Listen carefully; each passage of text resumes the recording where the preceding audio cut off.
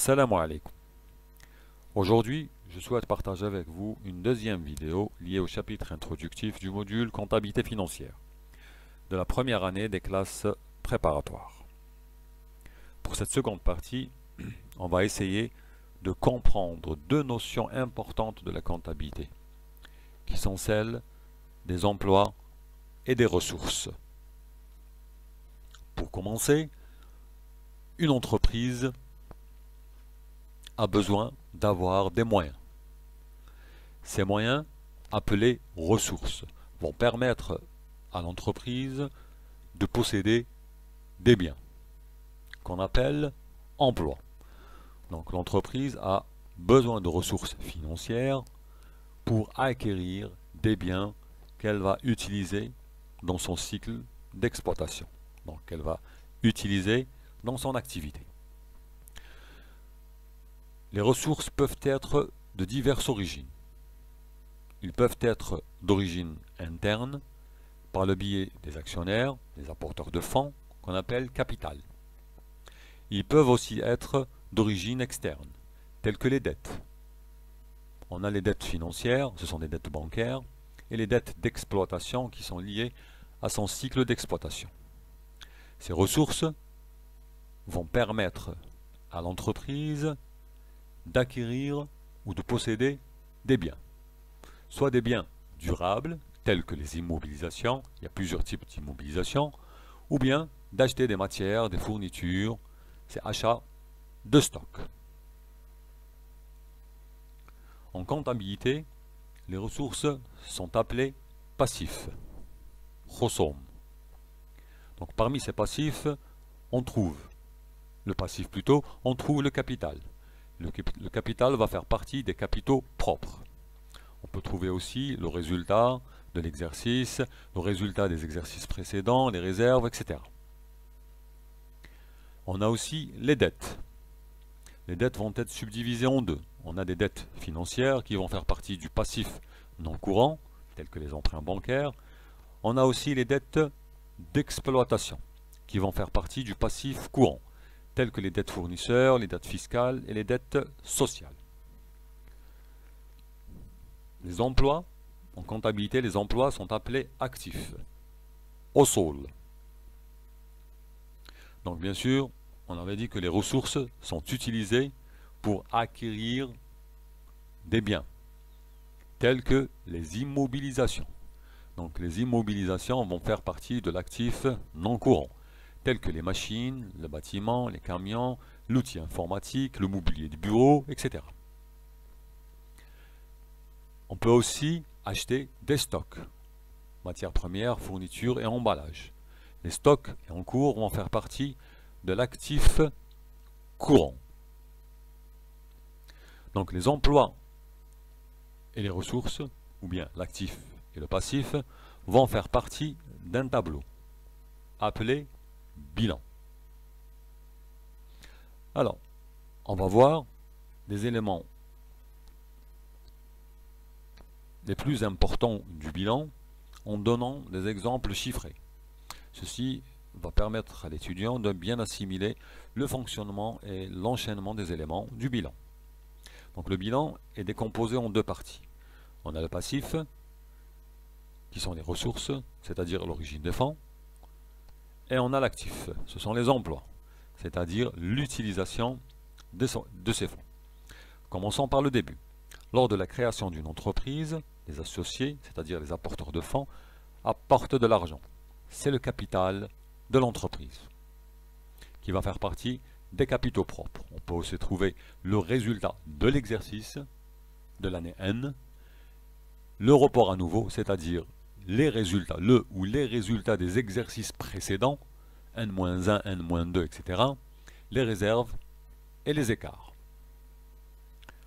Ce montant va être versé dans le compte bancaire de l'entreprise, qui va faire partie de l'actif courant.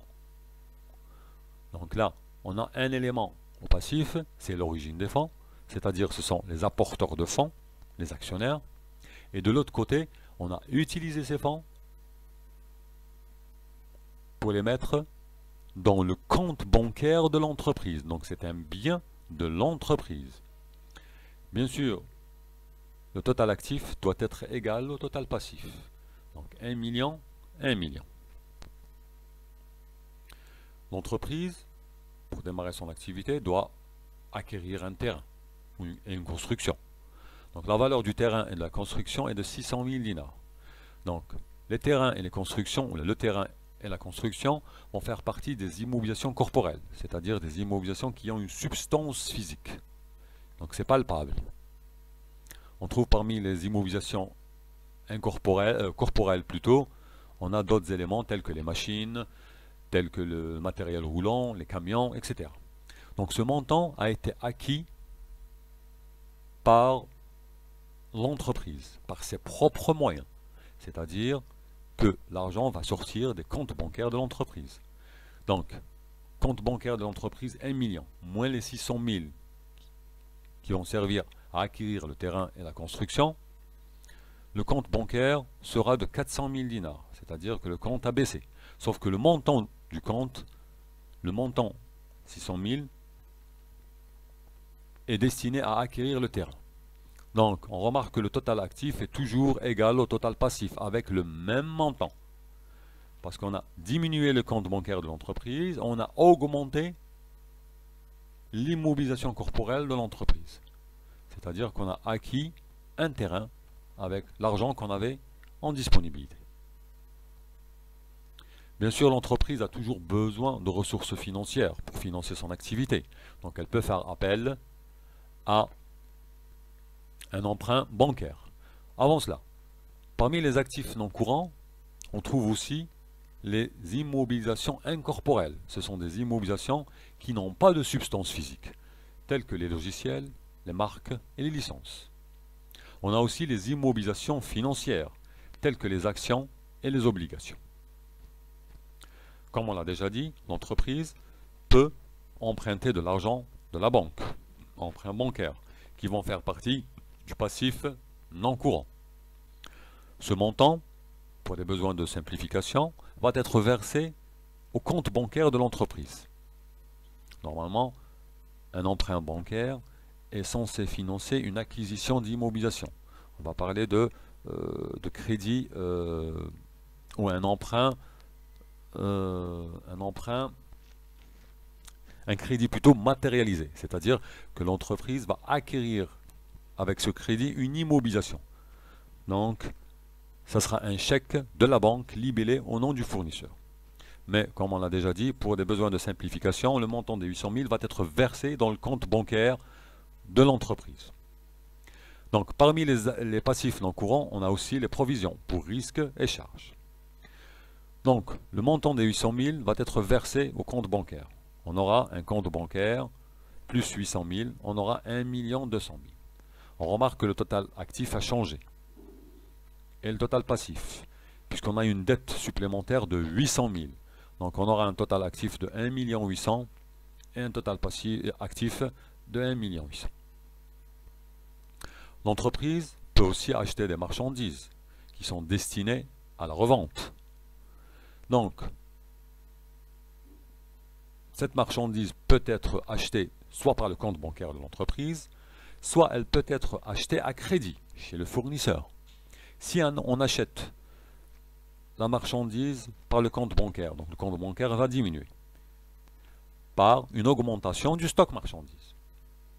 Mais si l'entreprise achète sa marchandise, c'est le fournisseur à crédit. Donc on aura une marchandise de 200 000 dinars, mais en contrepartie, on aura une dette fournisseur de 200 000 dinars. Donc c'est une dette qu'on doit payer dans 1 mois, dans 2 mois ou dans 3 mois. Ça va dépendre du contrat ou bien de l'accord entre les deux parties. Donc les fournisseurs d'immobilisation vont faire partie du passif courant. Parmi les passifs courants, on peut trouver aussi des fournisseurs d'immobilisation. Fournisseurs de stock, c'est achat de marchandises, de matières premières, de fournitures. Achat d'immobilisation, c'est acquisition d'un bien tel que le terrain, construction, camions, machines, etc. Donc le total actif et le total passif changent. On aura un total équivaut à 2 millions de dinars dans l'actif et dans le passif. L'entreprise peut vendre sa marchandise. Donc si elle vend sa marchandise comptant ou par chèque bancaire, le chèque bancaire sera, le compte bancaire sera augmenté du montant de la vente. Mais l'entreprise peut aussi, comme elle a déjà acheté à crédit, peut vendre aussi à crédit. Donc, si elle vend à crédit, ce sont les créances clients qui vont augmenter. Donc les créances clients vont faire partie des créances, c'est-à-dire que l'entreprise ne va encaisser le montant des ventes qu'après 1 mois, 2 mois ou 3 mois. D'une manière générale, le bilan est composé de 2 parties, donc l'actif et le passif. Donc, le passif est décomposé en 3 parties, les capitaux propres, le passif non courant et le passif courant.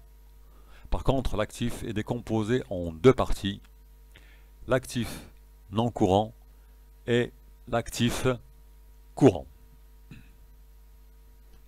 Dans la première partie, on avait dit que la comptabilité financière est une technique. Qui permet d'enregistrer toutes les opérations que fait l'entreprise par la codification de ces opérations.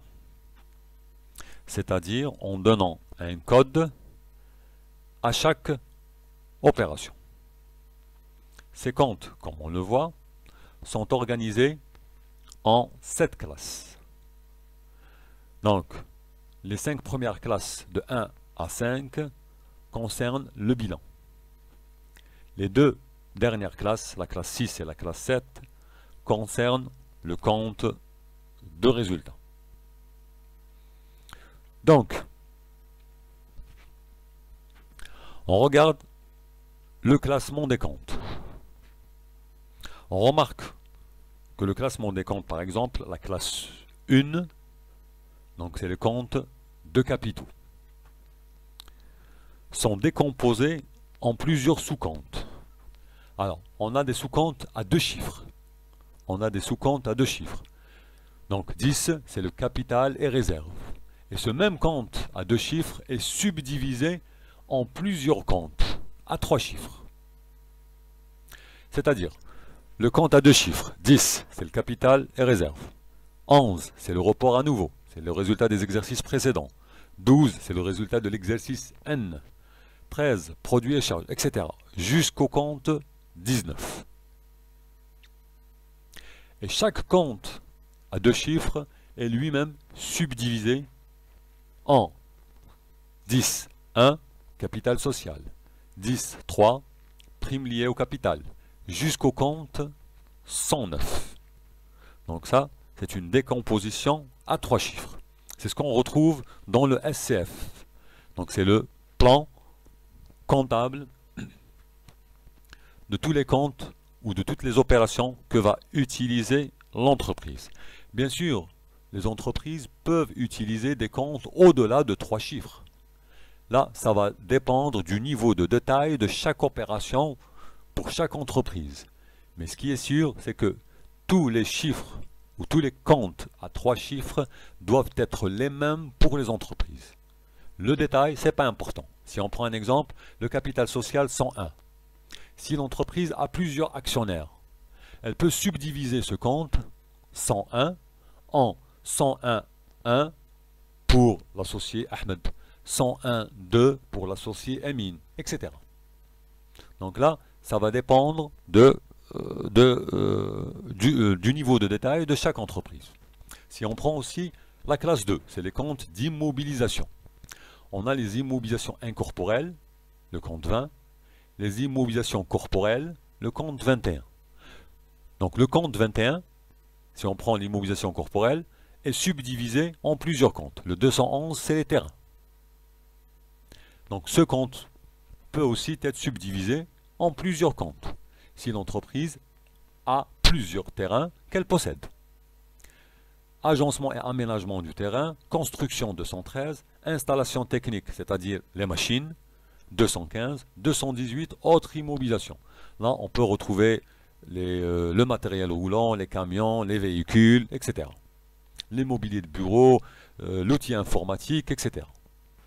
Donc, pour les comptes à 2 chiffres, 20, 21, 22, 23, etc. jusqu'au compte 29.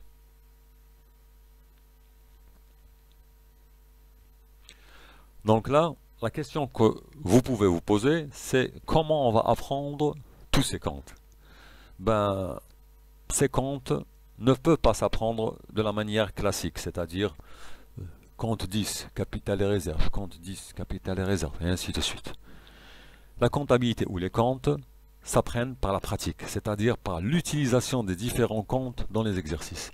C'est en utilisant les exercices, en essayant de résoudre l'exercice, qu'on va utiliser les différents comptes, qu'on va les apprendre par cœur. C'est-à-dire chaque versement d'argent ou de retrait d'argent, on va utiliser le compte 512.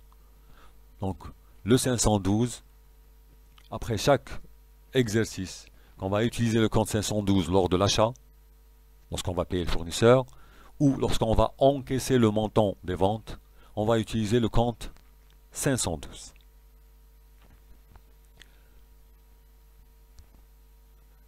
Concernant la codification, bien sûr la codification, elle répond à un besoin de classification cohérent. C'est-à-dire que si on prend la terminaison du compte à deux chiffres, par le chiffre 9, dans les comptes du bilan bien sûr, le deuxième chiffre indique, le 9, en deuxième position, indique les pertes de valeur. C'est-à-dire, on a le compte 29, 39, 49 et 59. Donc le 29 va faire partie de la classe 2, immobilisation. Donc le deuxième chiffre 9, c'est perte de valeur sur immobilisation. Le compte 3, ou la classe 3, c'est les comptes de stock. Donc le 39, c'est les pertes de valeur liées au stock. 4, c'est les comptes tiers. 49, c'est les pertes de valeur liées au compte tiers, et ainsi de suite. La terminaison du compte à deux chiffres par le chiffre 8 signifie qu'il s'agit d'un compte de régularisation. C'est-à-dire, si on prend le 38, c'est un compte d'achat stocké. 48, c'est des charges ou produits constatés d'avance. 58, virement interne. Donc là, vous remarquez que la codification répond à un besoin cohérent de classification. Ce ne sont pas que des chiffres qui sont mis aléatoirement. La terminaison du numéro de compte à trois chiffres par le chiffre 9 signale que ce sous-compte fonctionne de façon inverse du compte principal. C'est-à-dire que le compte 609, qui est rabais, remise et ristourne, obtenu sur achat. Lorsqu'on achète, on peut avoir des remises de la part du fournisseur. C'est un compte qui est créditeur. On va parler des comptes créditeurs et des comptes débiteurs. Qu'est-ce qu'un compte créditeur? Qu'est-ce qu'un compte débiteur? Donc, si le 609 est un compte créditeur, l'origine du compte, c'est-à-dire son compte principal, le compte 60, c'est un compte qui est débiteur. Donc si on voit le 9 en troisième position, ça veut dire que le compte fonctionne à l'inverse de sa source. La nomenclature des comptes. Concernant la nomenclature des comptes, on va essayer de classer de placer chaque classe d'éléments ou des éléments du bilan qui la concernent. C'est-à-dire, donc, concernant la classe 1, 2, 3, 4 et 5, on va essayer de les placer au bilan. Alors, on a l'actif, dans l'actif, on a l'actif courant et l'actif non courant. Dans le passif, capitaux propres, passif non courant et passif courant. Donc, la classe 1, c'est les comptes de capitaux. Donc, les comptes de capitaux vont être placés dans le passif. Donc, elles concernent les capitaux propres ainsi que le passif non courant. Donc, toute la classe 1 du compte 10 jusqu'au compte 16 vont être placés dans les deux rubriques capitaux propres et passifs non courants. La classe 2, les immobilisations, vont concerner l'actif non courant. La classe 3 concerne l'actif courant, mais elle concerne les stocks et en cours.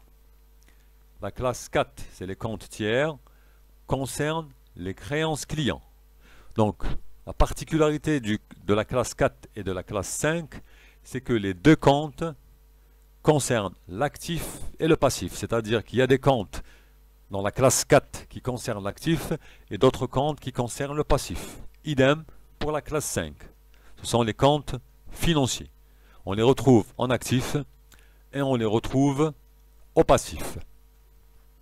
Donc, classe 2, actif, non courant. Classe 3, 4, 5 dans l'actif courant. Classe 1 dans les capitaux propres et le passif non courant. Et la classe 4 et 5 dans le passif courant.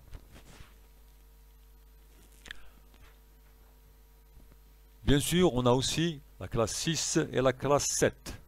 Donc, la classe 6 et la classe 7 vont faire partie du compte du résultat. La différence entre la classe 6 et la classe 7 va nous donner le résultat de l'exercice. La classe 7, c'est les comptes de produits, donc ce que l'entreprise a gagné comme argent. Et la classe 6, ce sont les charges, ce qu'elle a dépensé. Pour les comptes du bilan, on dit que les comptes du bilan sont des comptes réversibles. On va voir ce que veut dire réversible. Et les comptes du résultat sont des comptes irréversibles. Pour les comptes réversibles, du bilan plutôt, alors, on va essayer, un des principes de la comptabilité financière, c'est l'intangibilité du bilan. On l'a déjà dit, on l'a déjà vu dans la première vidéo. L'intangibilité du vidéo. Alors, on va voir ce principe dans ce qui suit. Donc, pour le bilan d'ouverture, on va dire que l'entreprise, création de l'entreprise au 1er octobre de l'exercice N. Donc, l'entreprise a un capital de 1 million de dinars, elle a un emprunt bancaire de 800 000 dinars et des dettes fournisseurs de 200 000. Et dans l'actif, elle a un terrain, une construction de 600 000, c'est le dernier exemple qu'on a fait. Stock marchandises de 100 000 et on a un compte bancaire de 1 million 200. Bien sûr, le total actif est égal au total passif.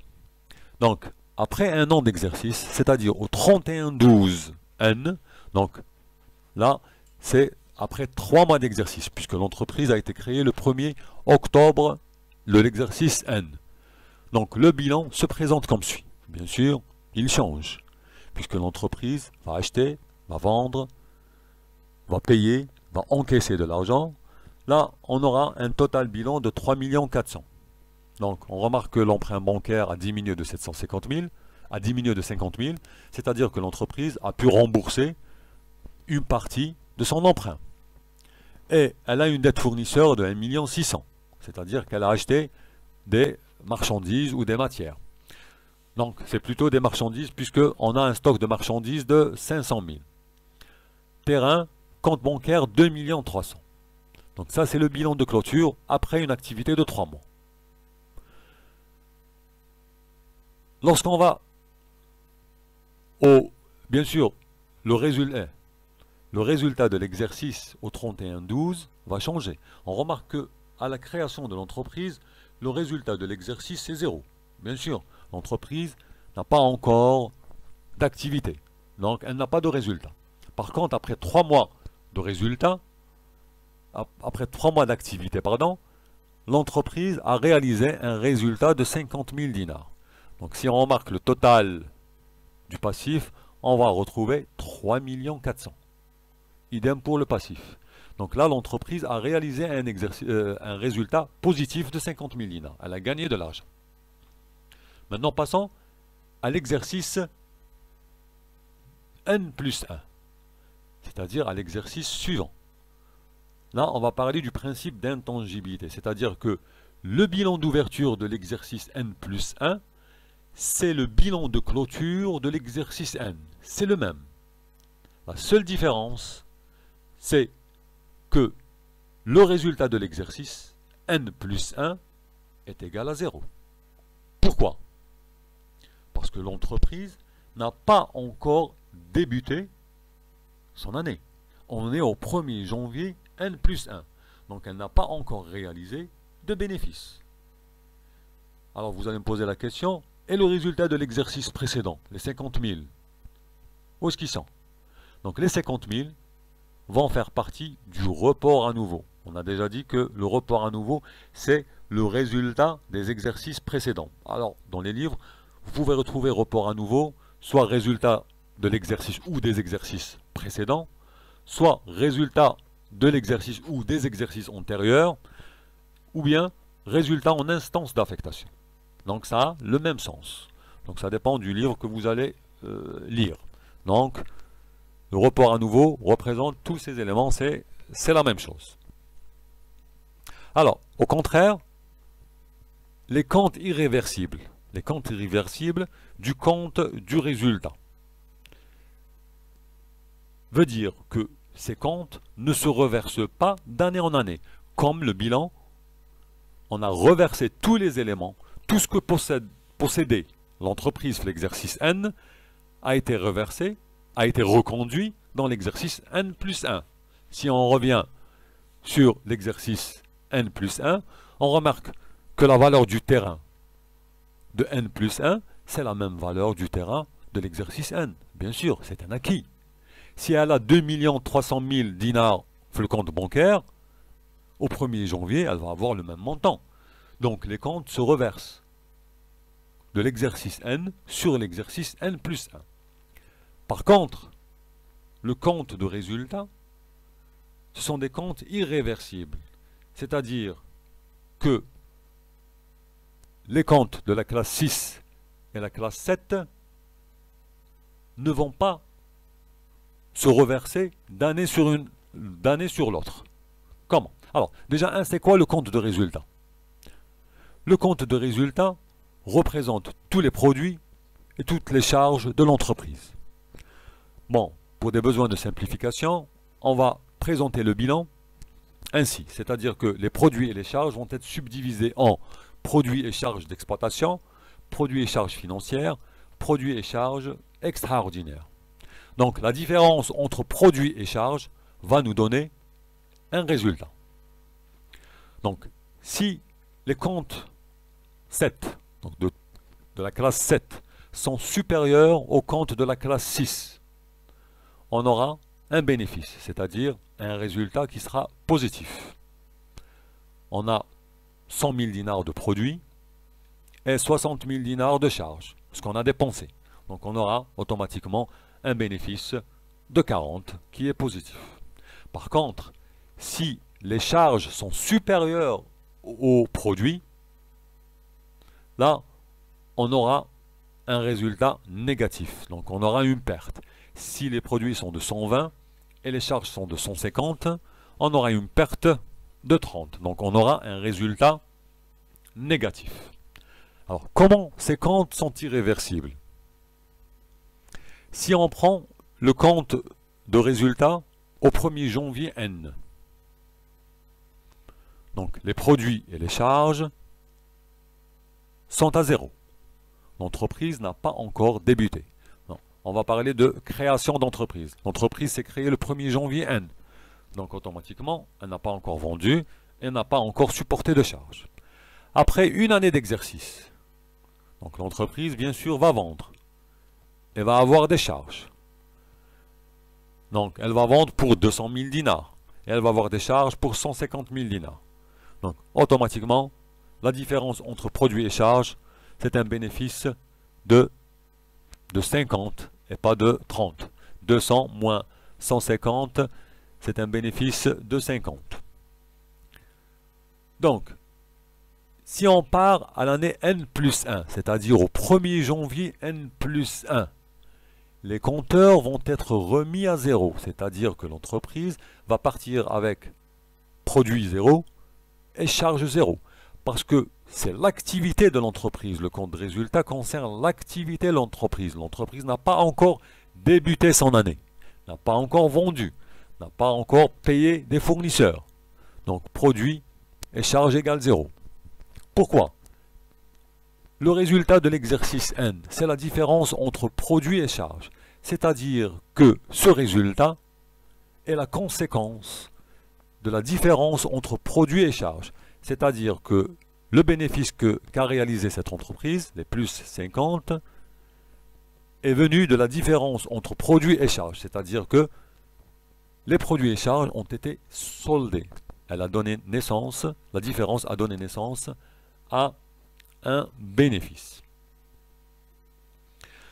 Donc, on avait dit que la différence entre produits et charges donnait un résultat.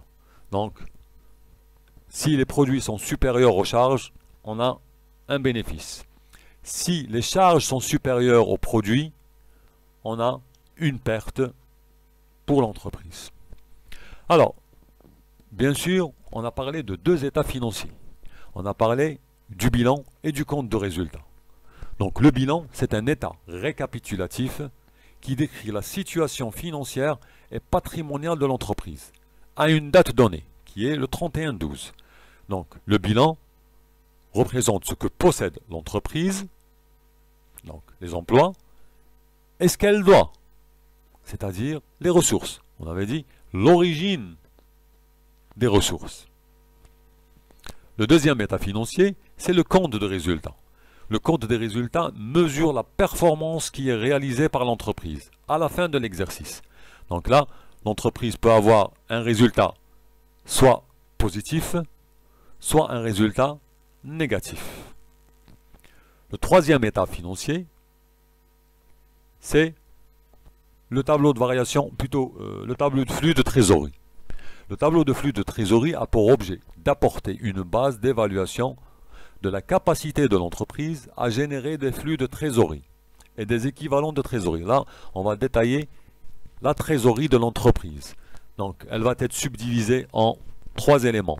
Donc, des flux dégagés, soit par rapport à son cycle d'exploitation, soit à son cycle d'investissement, soit à son cycle de financement.